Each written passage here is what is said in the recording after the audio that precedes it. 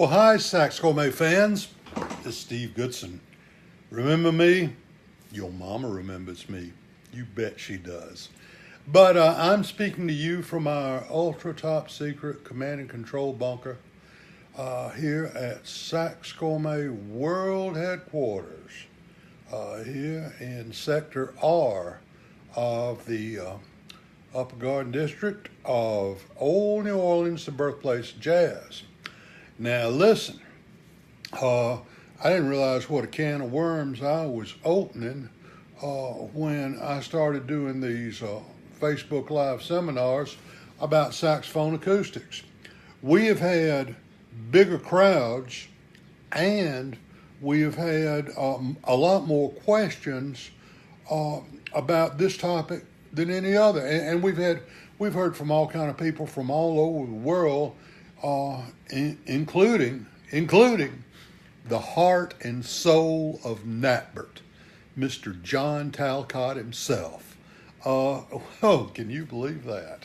But anyway, tonight we're going to get a little more technical, and I hope that some of the information that we share with you tonight will help you understand how to make your horn play better, or your client's horns if you're a repair technician, or just how to explain what's going on when you go in and talk to your repair technician. Now, we're going to use a couple of terms throughout this discussion tonight, and I want to be sure we're clear on what they mean from the outset. And the first one is Hertz, Hertz, and that is a term that describes the complete cycle of a vibration. Frequency, it's the number of hertz that goes on per second. And harmonic, that's going to be a portion of a frequency that is a whole multiple of a given fundamental of that frequency. And harmonics are always considered to be in tune. Now, a partial is exactly what the name implies. It's not a complete harmonic, and it's an element whose frequency lies outside of the harmonic series. And those pitches are not considered to be in tune. But they do add color and, merriment and festivity to our tones. Now, let's be sure that we understand that what we're trying to do here is we're trying to make sure that our horn is as responsive as possible, and we're trying to make sure that our saxophone is as in tune as possible. And I want you to understand that in order to do this, you have to understand what is going on inside of the saxophone itself. Now, as I faithfully promised, tonight we're not going to have any higher math. There ain't going to be no calculus or trigonometry or algebra, any of that good stuff. And then also we're not going to use any whiteboards to draw pictures of waveforms and such as that. If you come over here and visit with me, I'll draw waveforms to your heart's content. But for the purpose of this lecture, we're going to stick to the basics. And also, I want to encourage you, if as we go along, when I can, I will be glad to take and answer your questions in real time. Now, let's understand a couple other things and get very clear on this. What we're talking about that determines pitch and response is not the air. Did you hear me? It's not the air. The air is only a vehicle through which that wave of energy moves. Now that's a very important concept. We're going to talk more about that in a minute. And people say, well, my horn's hard to blow, Steve. My horn's hard to blow. Well, finger low B flat, put your mouth around a cork and blow, and that's how resistant your horn is. So that's how hard it is to blow. So anyway, saxophones and a lot of other most horns I think are known as a wind instrument, and that's true to an extent. But what's really happening is not that the air itself is moving, because it's not. What's happening is here's a particle of air, and here's the one next to it, and this one acts on that one, and that one acts on the next one, and all that. And that's what's happening. It's causing a circulation of the wave among the molecules of the air. And the pressure from your breath actually only serves to make the reed itself vibrate. And then when one air molecule rubs up against the other one, like everything else in this universe, there's going to be a little friction involved, and that friction is going to cause the loss of some energy. Now, for those of you who, unlike myself, did not sleep through high school science class, here's something we need to think through. If we got friction, and that's causing a loss of energy, what's happening? Because you remember that energy can't be created or destroyed. It can only be changed in form. Well, I tell you what happened is it gets converted primarily into heat. Wow, heat. So when the air molecules heat up, here's something that's most important to remember. They're less resistant to the transfer of energy. And so it's not your imagination that your horn actually plays better after it warms up. Now, I don't want some of those geniuses out there to talk about, well, when my horn warms up, you see, it expands. The horn gets longer.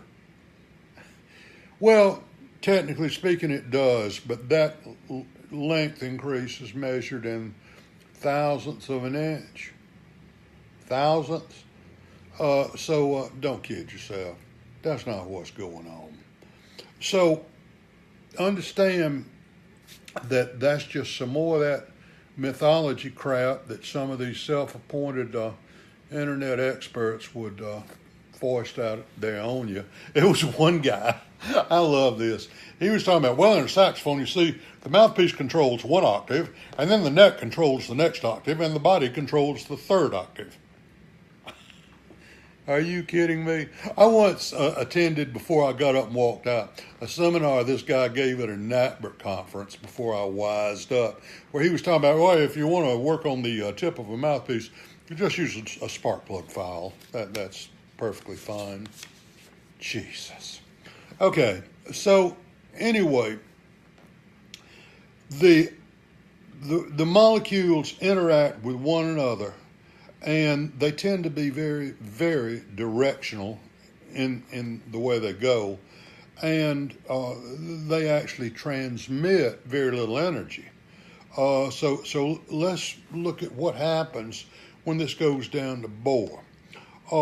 When the wave is generated by the mouthpiece itself, it moves down the bore toward the bell in the form of a high pressure wave.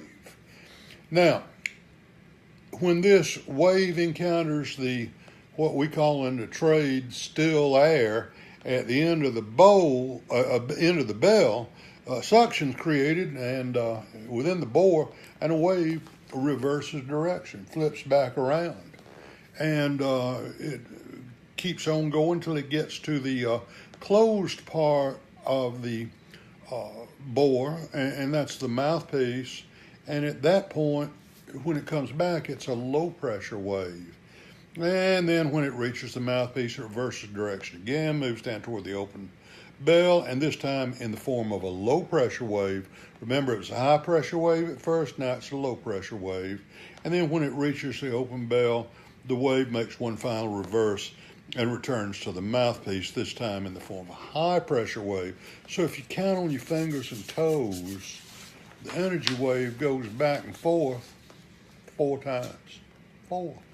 To make a complete cycle. And it had to travel the length of the bore 4 times.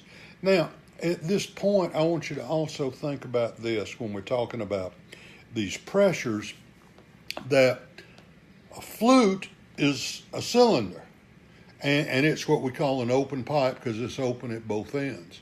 A clarinet is basically a cylinder, but our saxophones are conical. Oh yeah, they're bigger at this end than they are at that end.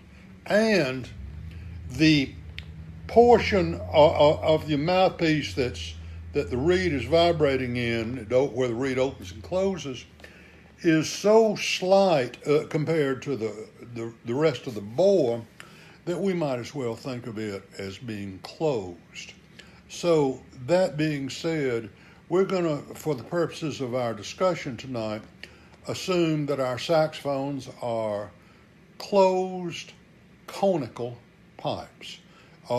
So now that we know that our wave of energy is going to make 4 trips, and assuming we've all got you can even do it with one of these, an ordinary tape measure, and we know how long the bore is, then gosh, we can figure out what 1/4 of the overall length of the frequency is, or 1 hertz. And this, of course, assumes, and this is a big assumption, this assumes that there are no tone holes. Now, believe it or not, I know I used to work for a company back in the early 90s, the Unison Company, very fine saxophones, very fine. And we actually manufactured a saxophone with no tone holes, no keys, no tone holes. And so, of course, there all the calculations were pure. But every time you have a tone hole in a tone hole chimney, here's what goes on, my friends. You have effectively enlarged the bore at that point, which means that you had better be giving due consideration to how big around that bore is. Okay. Now, as we get down through this conical shaped pipe, down here at the big end, we got bigger tone holes. And those bigger tone holes have lower pressure than up here. The smaller tone holes up near the mouthpiece, those tone holes all have a high pressure. And so, man alive, we need to be thinking about the relative pressures of all this stuff too, because the differential in pressure is going to have some bearing on whether or not that saxophone plays very well in the upper, lower end, and what we got to do. So understand this. This is going to be the only formula I'm going to give you today. The pitch of a note will be equal to the speed of sound, and divided by 4 times the length of the tube. Remember we talked about it going back and forth 4 times?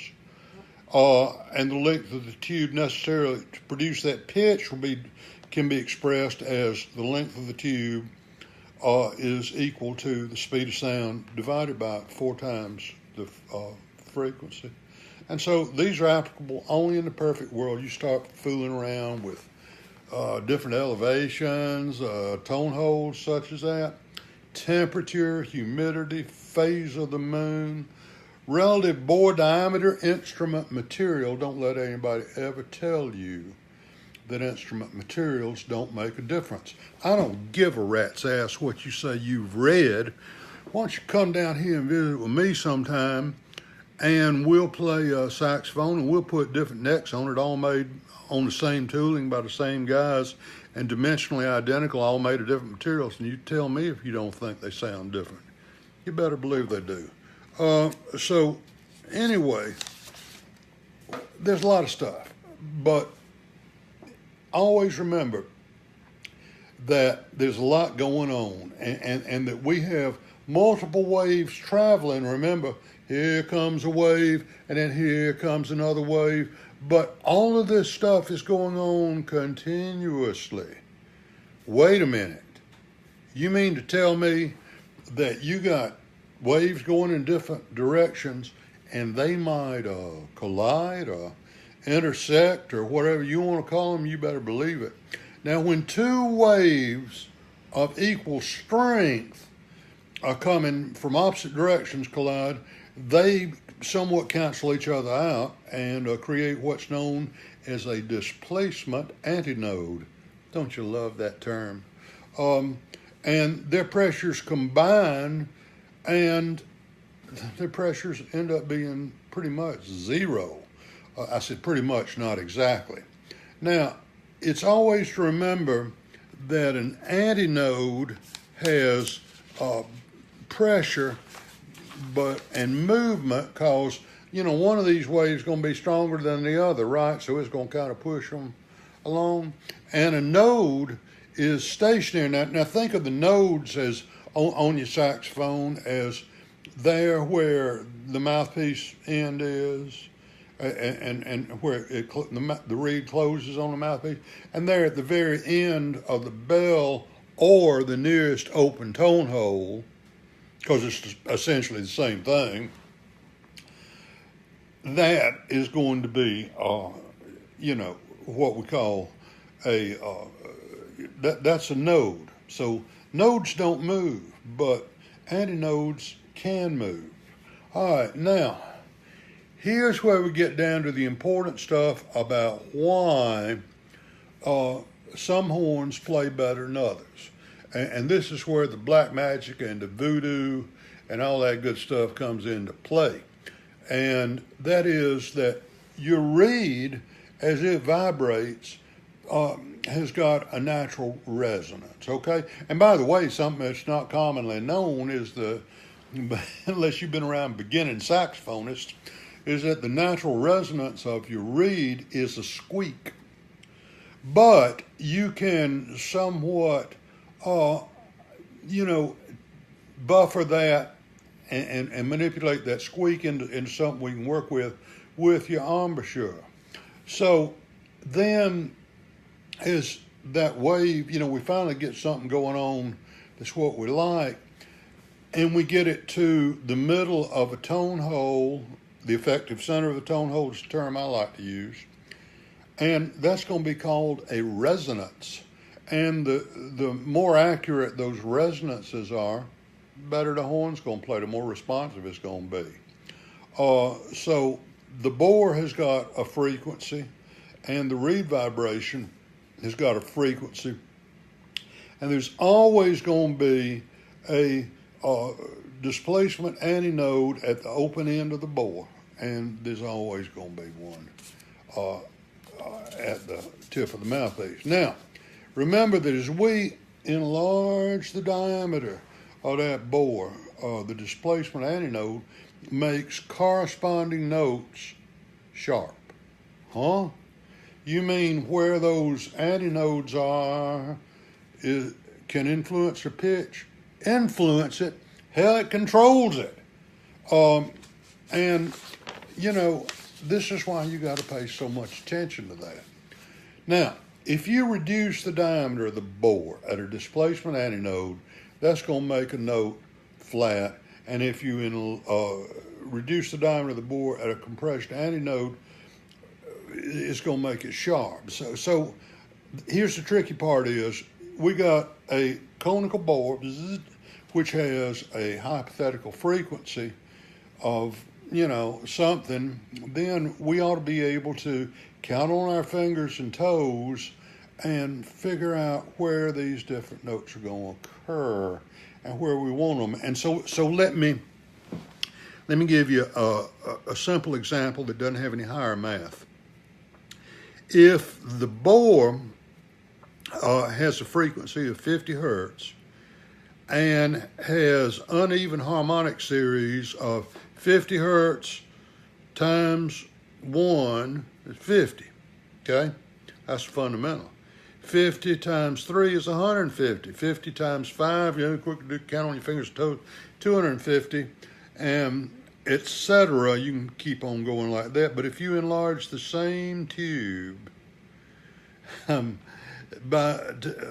get something like this, that's 50 plus 50 plus, it's going to give you all of those. But, if you get to monkeying around with the math, and that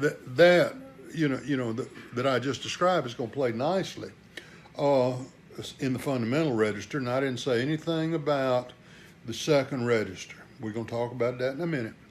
But if you expand our bore for, instead of 50 hertz, 55 hertz, so suddenly we got 50 plus 55 is 105. Write that number down. And then the next number is 105 plus 50 is, and what happens is this.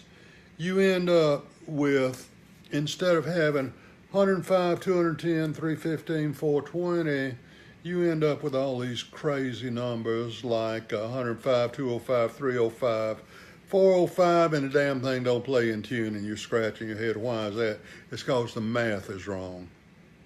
It's because the math is wrong. And so the upper, it's not going to play in tune because the frequencies are not whole multiples of 105. The math has got to, you got to balance the equation. So it's going to be significantly flat, because if the bore is too wide, in other words, we increased it that extra 5 points, it'll always play flat in the upper register. And if you were to reverse all of those with a smaller bore, it plays sharp in the upper register. So what do you want? How about the whole thing play in tune? Now, okay, that's the extent of higher math that we're going to have. Hey, Tim. So anyway, we got to figure out a bore that works well for multiple octaves. Now, you got to keep in mind that the upper tones are always going to be the most troublesome. And they tend to sound flat. So you got to do something to kind of relieve that pressure and relieve a little of that flatness up on the upper end. That's why on our Saxophone Super 400s, we do something nobody else does. We have an upper stack speaker key. And it's not some little C-sharp compensator. It's the actual speaker key for solving this very problem.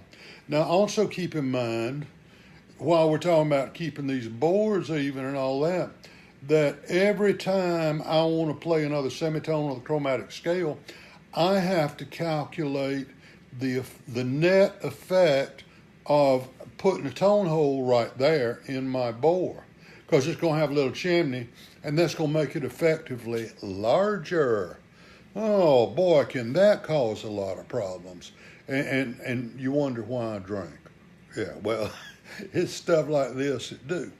So if you want to have a very nice playing saxophone, one of the things you're going to have to do for sure is, first you're going to have to calculate a nice even playing bore with no tone holes. And then as you start adding tone holes and such as that, then suddenly you're going to realize that, oh man, what happens when I add a bow, or what happens when I add a bell, or oh man, I want to tell you that it's almost trial and error to do if you want to make any significant improvements. I'll tell you on our saxophones, that one of the things you'll notice about our horns is that the tone hole for the palm keys are larger than you'll find on our competitors' horns, but the placement's a little different. But that'll enable us to get a good voice and correct some pitch problems, because it's not just the diameter of the tone hole and the effect of that chimney, but rather also where the effective center is.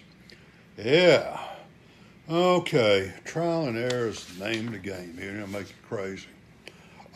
Now, understand this, that the diameter of the bore is probably the most crucial part of getting a saxophone to play in tune and be responsive, because we've got to match the resonances. And of course, we also have to, get the match the resonances for response, and also get the pitch right. Now, here's something that is so often overlooked by people trying to design saxophones and such as that, is the fact that the overtone series, as it occurs in this universe, gets progressively sharper. In other words, if you finger, and I'll do this in the key of C so there are no sharps and flats and you guys don't have to count on your fingers and toes, but if you play low C, the fundamental, and then you play C, the first overtone, you check it with a real high quality tuner. Susan Burks, I'm honored you're here. Tell your husband I said hello. Susan used to be one of the Waxettes that used to hang out with this band I played in for a long time. But anyway, back to the overtone series, and you check that first overtone with a very high quality tuner, you're going to say, damn, that thing's a little bit sharp. The first overtone's supposed to be an octave, but it's not a pure doubling of the number of cycles per second in this universe. Then you go to the next overtone, which is an octave and a fifth, and that would be G, and that's even more sharp. And then the next one's another C, and oh man, this is getting irritating. And then it goes on, then you got your E and all that. So you got to figure all of that and how this is going to work. Now, you got to give consideration not only to the tone holes, but also their diameter and the height of the chimney. That is so crucial. And remember that a closed tone hole captures air and flattens the pitch when it's closed. And particularly if they're located at or near a compression antinode. Now, the closer you get to the mouthpiece with a closed tone hole, the more prominent and significant that effect. And of course, the further away you get, the less pronounced that effect is. Oh, damn. Like I said, this is why I drink. Now, also, they tend to absorb those partials that we talked to, those odd order harmonics and stuff. Now, another thing that we need to understand is the way when we're designing saxophones, we really only build these things to go from low C sharp down to low D, okay? Everything else, palm keys and all that above, and the bell keys and all that, those are really afterthoughts. And you got to pay attention to those afterthoughts. But the quick and dirty figure that we use in calculating where to place the effective centers of the tone hole, the center, not the diameter. Now, the diameter is a whole different thing, because remember, the diameter is a function of the taper of the tube at that point. But we place the centers when the saxophone designers are sitting at the bar having a cocktail, and after we've had 2 or 3 cocktails, we talk about, well, it's the rule of 6%. So each center of each tone hole is 6% away from the previous one. The actual number is 0.0594631. That's why we use 6%, if you can't figure that out. It's important to understand that the 6% rule only applies when the tone hole is exactly the same diameter as the bore at that point, at the center point. How often does that happen? Hardly ever. Because remember, we talked about we had to allow for the fact that these overtones and all that other good stuff affected pitch, and we got to allow for that.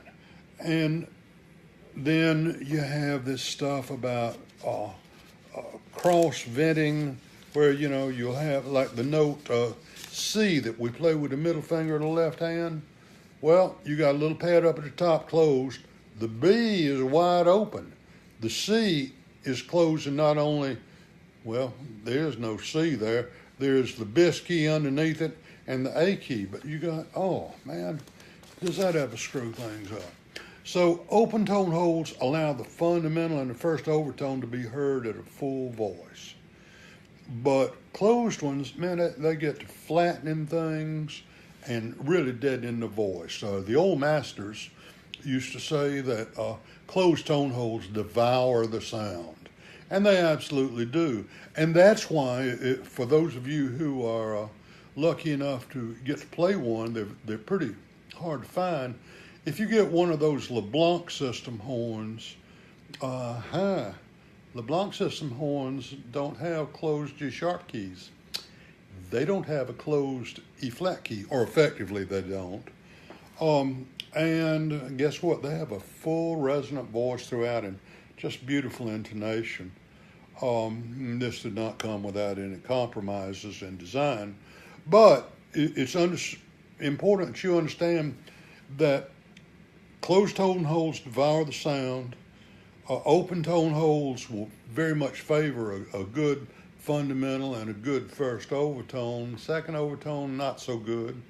But you got to use a great deal of care to configure the diameter of your tone holds, where you put them, because you may have to move them up and down as you're figuring out how to make this thing work, and all of that. So what I'm saying to you is saxophone design is not an easy thing. You just got to do it and do it and do it. Now, I have really tried to give you a simplified version of a lot of this good information, and I was glad to do it.